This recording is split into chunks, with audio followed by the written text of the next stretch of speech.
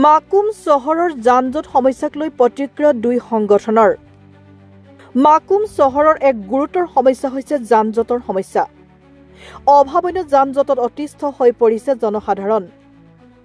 যান-জঁট নিয়ন্ত্ৰণৰ বাবে ট্ৰেফিক পইণ্ট আছে যদিও ৰেল গেট পৰি যোৱাৰ লগে লগে তীব্ৰ যান-জঁটৰ সমস্যাই দেখা দিয়ে চহৰখনত।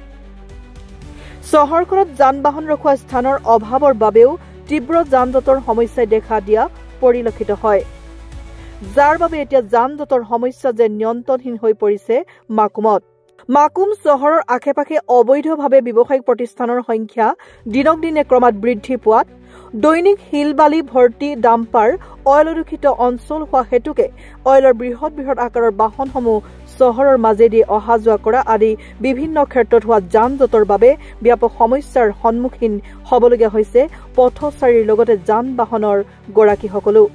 এই যান-জঁট সমস্যাৰ বাবে বিভিন্ন বিদ্যালয় আৰু মহাবিদ্যালয়লৈ অহা যোৱা কৰা ছাত্ৰ-ছাত্ৰীসকলেও যাতায়াতৰ ক্ষেত্ৰত অভাৱনীয় দুৰ্ভোগ ভুগি আহিছে। সেয়ে এনে অভাৱনীয় যান-জঁট সমস্যাৰ সমাধানৰ ক্ষেত্ৰত গুৰুত্বপূৰ্ণ ভূমিকা ল'বলৈ মাকুম পৌৰসভা তথা জিলা প্ৰশাসনলৈ আহ্বান জনাইছে মৰাণ যুৱ পৰিষদৰ কেন্দ্ৰীয় সাংগঠনিক সম্পাদক ৰত্ন খাটোৱাল আৰু খিলঞ্জীয়া সুৰক্ষা বাহিনীৰ মাকুম আঞ্চলিকৰ সাধাৰণ সম্পাদক প্ৰশান্ত শৰ্মাই।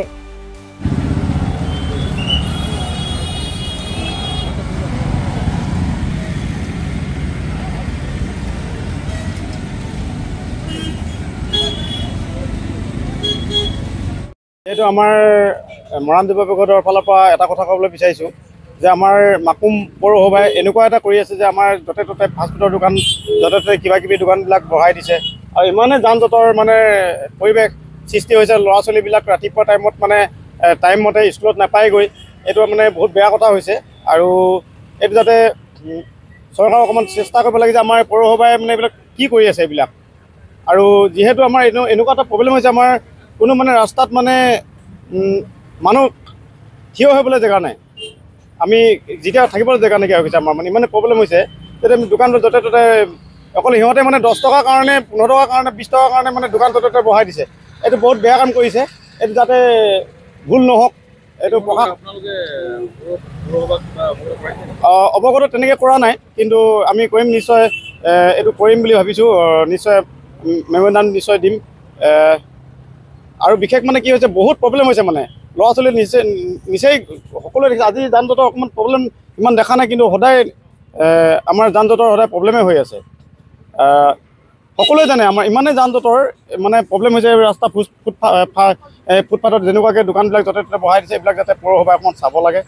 এইবিলাক বেয়া হৈছে। 10-20 টকাৰ কাৰণে উঠাব পইচা পাই পেলাই মানে ভুল কাম কৰি আছে আমাৰ সৈতে।